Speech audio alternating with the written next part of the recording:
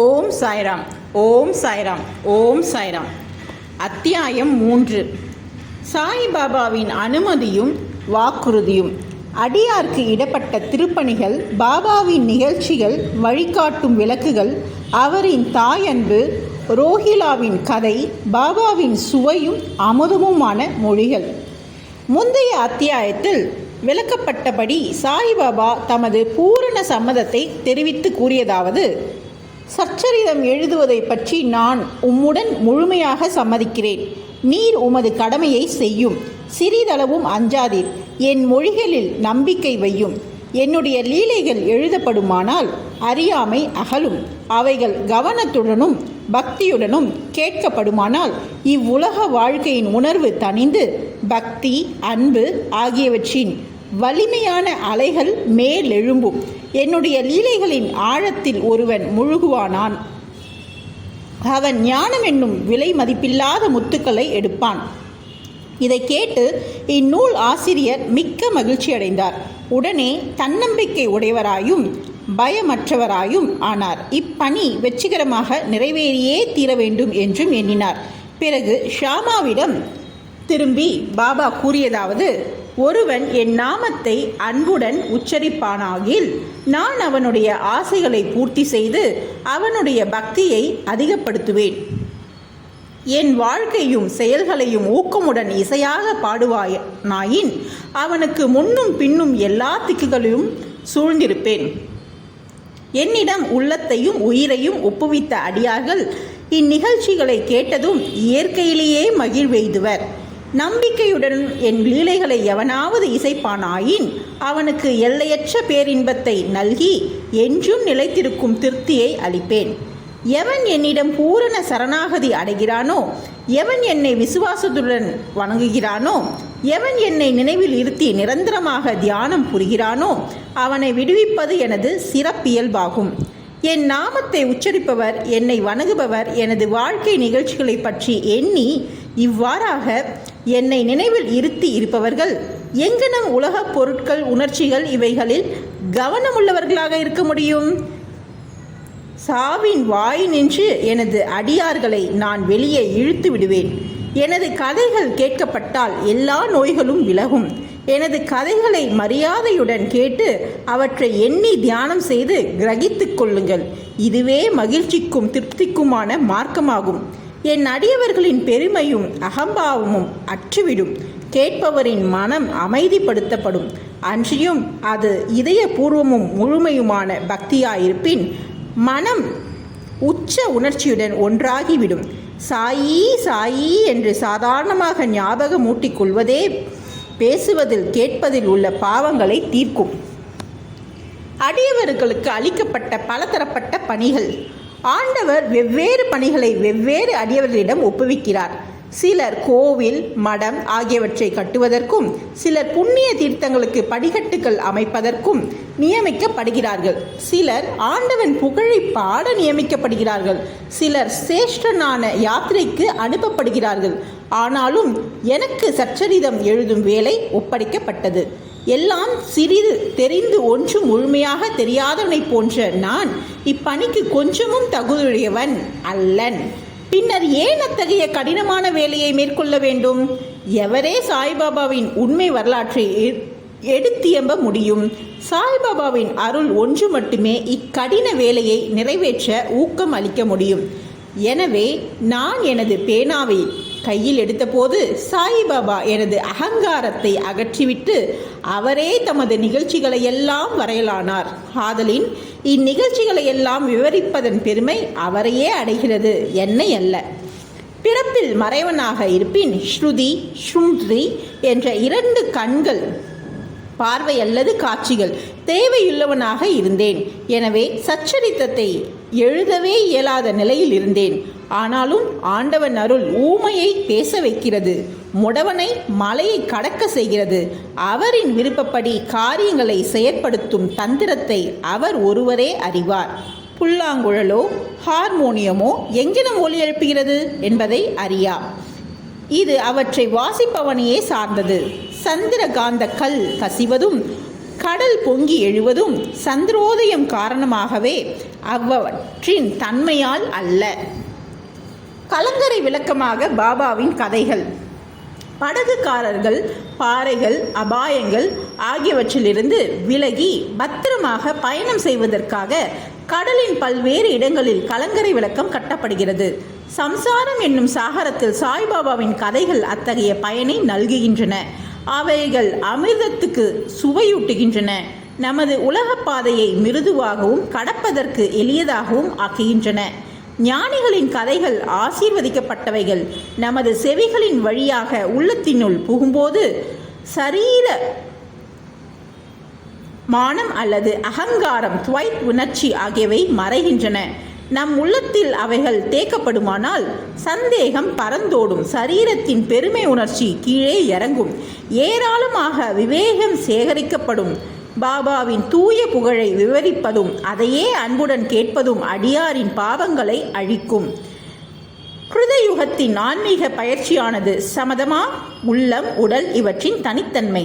திரியோகத்தின் தியாகம், துவாபர யுகத்தின் வழிபாடு, கலியுகத்திற்கு இறைவனின் புகழையும் நாமத்தையும் இசையாக பாடுவதும் ஆகும். கடைசி பயிற்சியானது 4 வர்ணத்தை சேர்ந்த எல்லோருக்கும் உரியதாகும். மற்றைய பயிற்சிகளான யோகா, யோகம், தியாகம், தியானம், தாரணை, ஒருமுகப்படுத்துதல் ஆகியவை பழகுவதற்கு மிகவும் கடினமானவை. இறைவனது சாய்பாபா புகழை செவிமெடுப்பது மிகவும் எளியதாகும். நாம் நமது கவனத்தை அவைகள் மீது திருப்ப மாத்திரமே வேண்டும். கதைகளை கேட்பதும் கீர்த்தனையாக பாடுவதும் புலனுணர்வு பொருட்கள் மீதுள்ள உறவை நீக்கி அடியவர்களை பற்றுத்தவர்களாக்கி முடிவில் ஆன்ம உணர்வுக்கு வழிநடத்தி செல்லும். இக்குறிக்கோளையே கருத்திற்கொண்டு சாய்பாபா சத்சரி தாம்ருதா என்னும் அவரது கதைகளை எழுத செய்தார் அல்லது உதவி செய்தார். அடியவர்கள் இப்போது இக்கதைகளை எளிதாக படிக்கவோ கேட்கவோ செய்யலாம். அங்கனம் செய்யும்போது அவரை தியானம் செய்க. சாய்பாபாவின் தாய் அன்பு. தன் இளங்கன்றை பசு எங்கனம் நேசிக்கிறது என்பது யாவரும் அறிவர். அதன் மடி எப்போதும் நிறைந்திருக்கிறது. கன்று பால் வேண்டி மடியை முட்டும்போது தடையின்றி பால் பெருக்கெடுக்கின்றது. அங்கனமே தாயாரும் தக்க தருணத்தில் தன் குழந்தையின் பசியறிந்து முளையமுது தந்து ஊட்டுகிறாள். அதற்கு ஆடை அழகுற அணிவிப்பதிலும் சிறப்புற சிங்காரிப்பதிலும் முக்கிய கவனம் செலுத்துகிறாள்.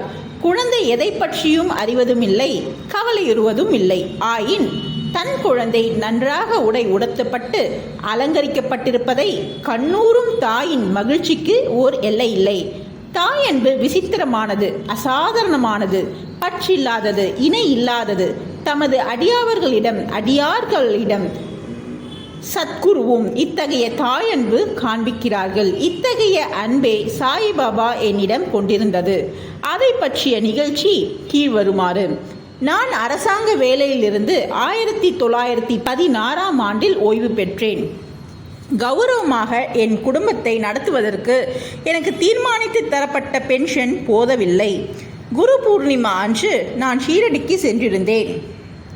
அங்கு அண்ணா சிஞ்சனிகர் அவராகவே பாபாவிடம் எனக்காக கீழ் வருமாறு வேண்டினார். தயவு செய்து அவரை அன்புடன் நோக்குங்கள். அவர் பெரும் பென்ஷன் அறவே போதாது.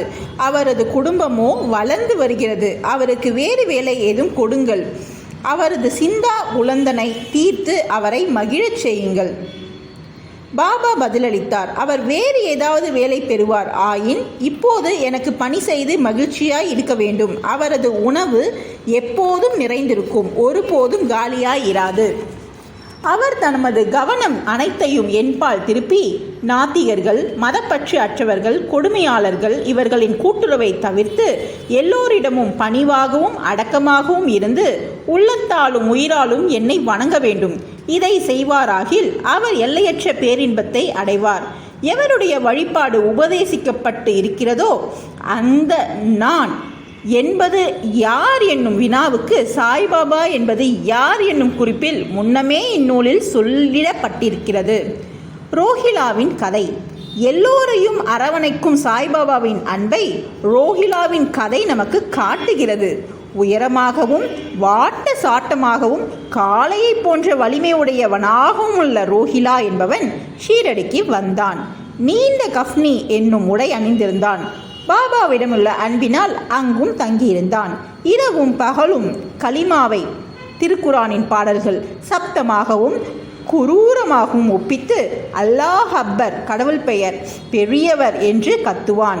ஷீரடியின் பெரும்பாலான மக்கள் பகலெல்லாம் தங்கள் வயலில் வேலை செய்துவிட்டு இரவு வீட்டிற்கு திரும்பும்போது ரோஹிலாவின் குரூர இரைச்சல்களாலும் கத்தல்களாலும் வரவேற்கப்படுகிறார்கள்.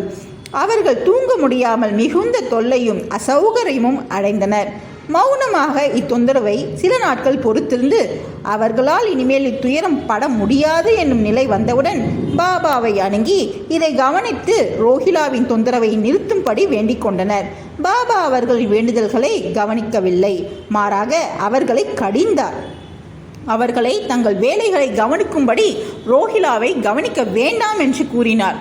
அவர் மேலும் ரோஹிலாவுக்கு மிகவும் கெடுதலான மனைவி ஒருத்தி இருக்கிறாள் என்றும், அவள் உள்ளே வர முயன்று ரோஹிலாவையும் தம்மையும் தொந்தரவு செய்வதாயும், ஆனால் ரோஹிலாவின் பிரார்த்தனைகளை கேட்டவுடன் அவள் உள்ளே நுழைய துணியவில்லை என்றும், ஆதலால் அவர்கள் மன அமைதியுடனும் மகிழ்ச்சியுடனும் இருக்கிறார்கள் என்று கூறினார்.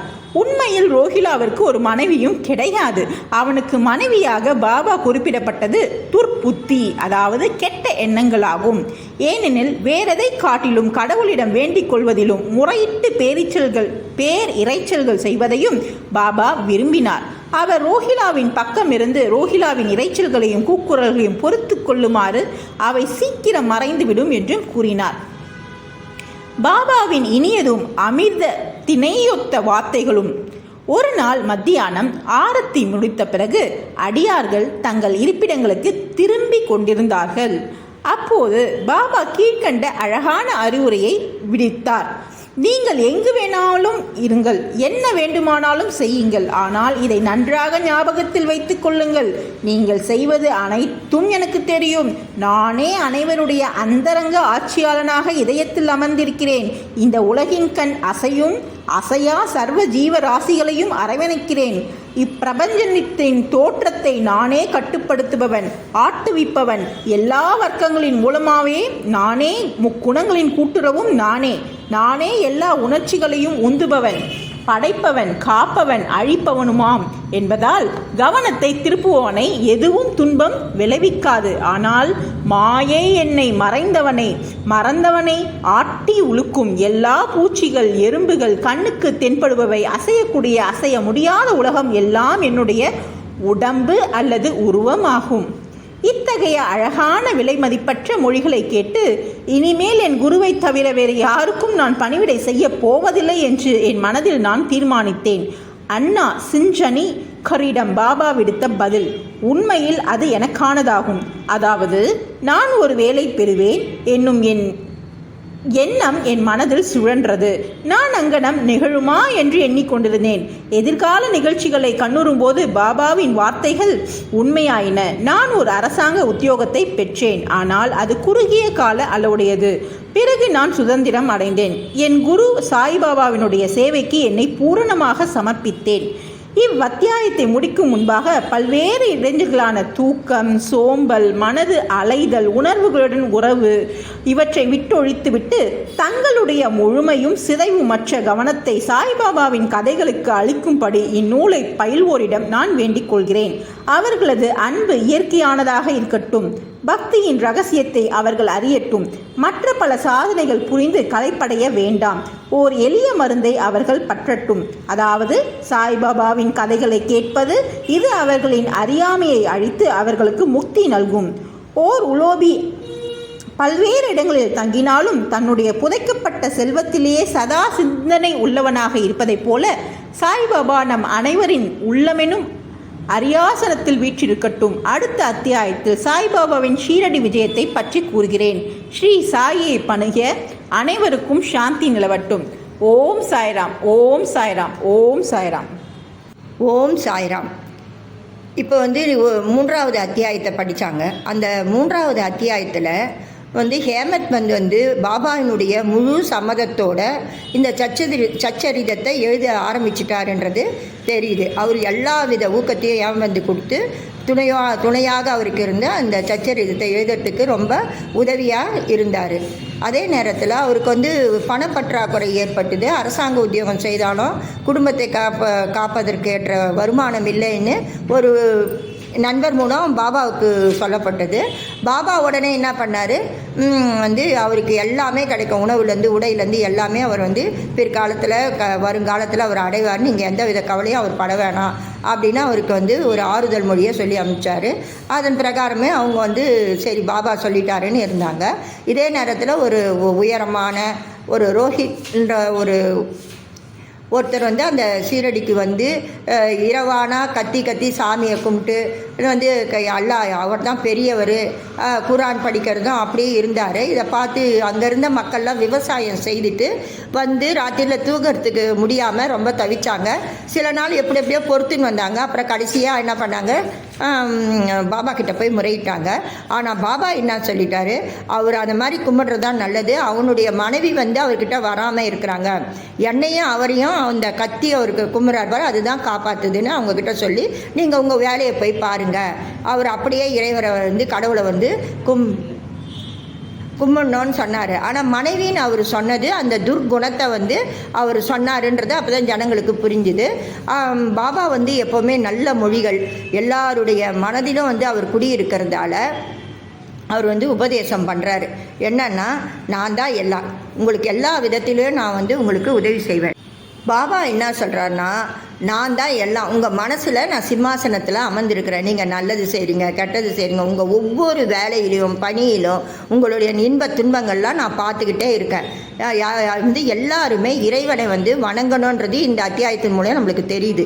எல்லாரும் எப்போவுமே இறைவனை வந்து நல்லா சத்தமாக நம்ம கஷ்டத்தை சொல்லி இறைவனிடம் முறையிட்டால் கடவுள் நம்மளுக்கு வந்து துணை செய்வார் என்பதை பாபா வாயாலேயே நம்ம கேட்குறோம்.